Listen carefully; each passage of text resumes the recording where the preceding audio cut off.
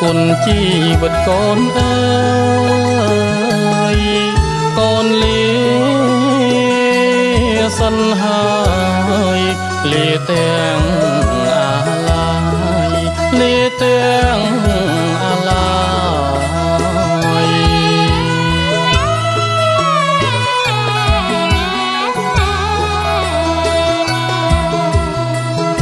ទទួលនាំសារពីម្ចាស់សត្វត្រី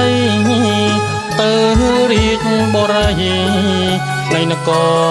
រចំបា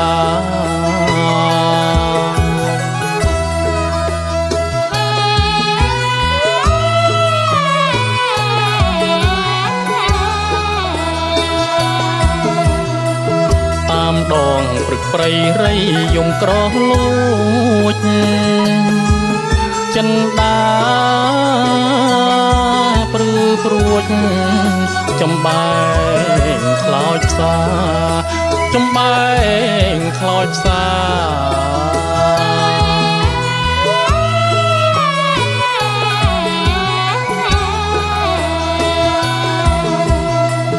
បារម្ភណាប់ដាយភ្នែកក៏ពីកា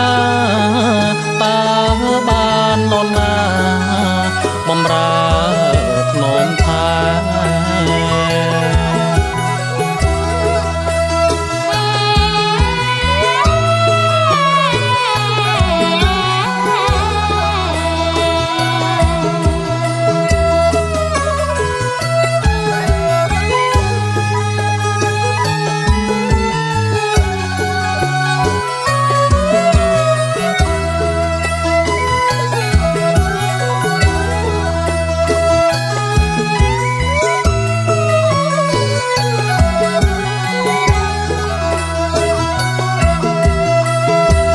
ព្រៃឆ្លងភ្នំជុំរំបំបតា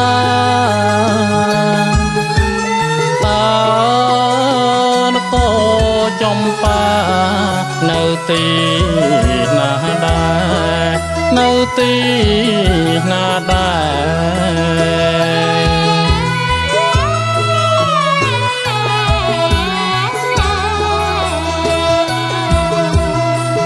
ដើមទ្រូងអូនណែនកិនមានពេលហើ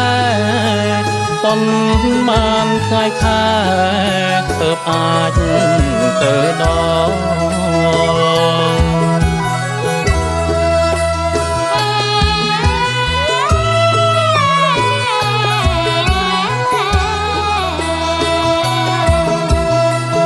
កូននឹងបដិញ្ញាពុះពីឆ្លងកាត់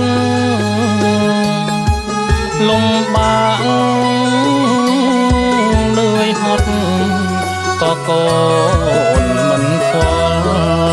ក៏កូនមិនខ្វល់